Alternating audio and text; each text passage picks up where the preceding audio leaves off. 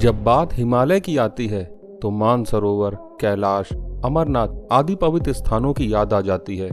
इसके अलावा भी हिमालय में कई ऐसे स्थान हैं जो अपनी रहस्यों के लिए दुनिया भर में प्रसिद्ध हैं।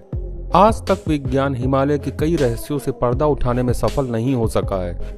कई बार वैज्ञानिकों ने इनमें से एक दो जगहों पर पहुंचने की कोशिश की है। इस काम में भी वैज्ञानिकों को सफलता नहीं मिल पाई है। अगर आप भी इन जगहों से वाकिफ नहीं हैं, तो आइए हिमालय की रहस्यमयी जगहों के बारे में विस्तार से जानते हैं। हिमालय की ऊंची पहाड़ियों में बहुत से रहस्य छिपे हुए हैं। ऐसी ही एक जगह ज्ञानगंज हिमालय में बसी हुई है, जिसको सांग्रीला, संभाला और सिद्ध आश्रम के नाम से भी जाना जाता है। कहते हैं कि यहाँ से ही सबका भाग्य निश्चित होता है। यह भी कहा जाता है कि यहाँ अमर होने का राज छिपा हुआ है। हिमालय में इसकी ठीक जगह किसी को नहीं पता। ये इंडिया में ही नहीं बल्कि तिब्बत में भी प्रसिद्ध है। धार्मिक मान्यताओं के अनुसार इस जगह पर एक आश्रम है जिसका निर्माण विश्वकर्मा जी ने किया था। इस जगह पर आज भी भगवान राम, श्री कृष्ण, गौतम बुद्ध आदि शारीरिक रूप में उपस्थित हैं। इसके साथ ही इस आश्रम में महर्षि वशिष्ठ, विश्वामित्र, महायोगी गोरखनाथ, शंकराचार्य, भीष्म आदि भौतिक रूप में विराजमान हैं।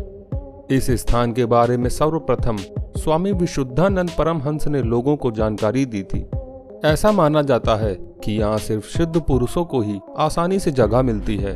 यहाँ आम मनुष्य नहीं जा पाता। ज्ञानगंज में कोई मृत्यु नहीं होती। यहाँ रहने वाले सन्यासियों की उम्र रुक जाती है।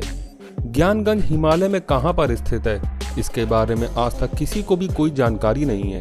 लेखक जेम्स हिल्टन की किताब lost horizon about the lost kingdom of Shangrila में इसी जगह का जिक्र हुआ है।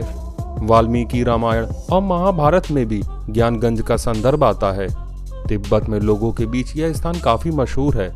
इस मठ के बारे में ऐसा कहा जाता है कि यहाँ पर ऋषि मुनि तपस्या में लीन रहते हैं। यदि हम बौद्ध धर्म की बात करें तो बुद्धिस्ट ऐसा मानते हैं कि भगवान बुद्ध ने अपनी आखिरी दिनों में कालचक्र के बारे में ज्ञान प्राप्त कर लिया था। उन्होंने कई लोगों को इसके बारे में भी बताया। इनमें से एक थे राजा सुचंद्र।